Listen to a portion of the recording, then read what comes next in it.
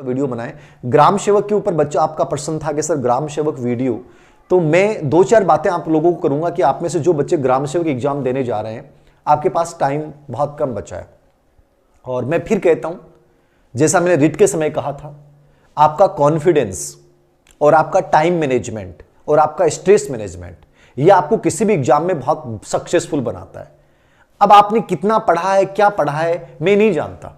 दुनिया भर के यूट्यूब चैनल्स पे, दुनिया भर के इंस्टीट्यूट द्वारा इस समय ग्राम विकास अधिकारी के लिए महामैराथन क्लासें चल रही हैं कि सुनिए हमारी महामैराथन क्लासें लीजिए। सब जगह महामैराथन क्लासें चल रही हैं। याद रखना, यदि महामैराथनों से सिलेक्शन होता तो लगभग बच्चे रिट में सिलेक्ट हो गए होते। यह समय केवल एक गुप्त, एक अच्छे कमरे में बैठकर और आपने जो पढ़ा है उसको रिवीजन करने का है।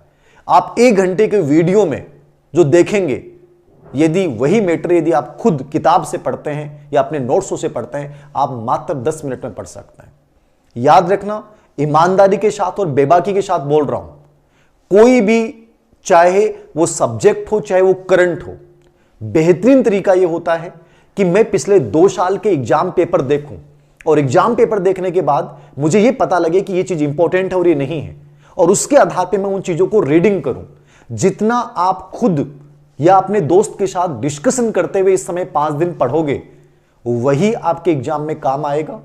कोशिश करें कि इस ऑनलाइन वर्चुअल दुनिया से फ्री होकर, अलग होकर इस समय केवल अपनी बुक्स के साथ, अपने नोट्स के साथ समय बिताएं। यदि रियल में सिलेक्शन लेना है, और ये तुम्हें वही चीज करनी है कि बैठ के और वहां कमेंट्स करने हैं, वहां बैठ के देखना कि पता नहीं क्या दे देंगे, कोई कुछ नहीं देता है।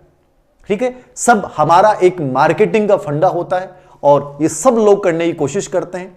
आप लोगों के लिए क्या बेटर है, ये आपसे बेटर कोई नहीं जान सकता। और मैं हमेशा कहता हूं, बुक से बेटर साथी नहीं हो सकता। जब एग्जाम की, जैसे मान लीजिए आप सेकंड ग्रेड की तैयारी कर रहे हैं, मान लीजिए स्कूल लेक्चर की तैयारी कर रहे हैं, और आप यदि सोचते हैं कि मैं 1 महीने 2 महीने तक, एग्जाम से 1 महीने पहले तक कोचिंग में जाके पढ़ रहा हूं, सिलेक्शन की हकदारी नहीं है। आप कोचिंग करनी है या किसी से पढ़ना है तो आप पहले ज्वाइन करके अप्रैल तक, मई तक फ्री हो जाएं और उसके बाद उन चीजों को घर पे जाकर रिपीट करें। सेल्फ स्टडी के लिए जितना समय देंगे अपने आप को, यही सिलेक्शन की बुनियाद तय करेगा। याद रखना, जब तक इन महामैराथनों के चक्कर में रहोगे कि पता नहीं वो क्या दे देंगे, पता नहीं वो क्या करवा देंगे, कुछ नहीं करवाना है। एक वेस्ट ऑफ टाइम है। मेरी बात बड़ी क्लियरिटी और बड़ी स्पष्टता के साथ बोलता हूं, हो सकता है किसी को बुरा लगे।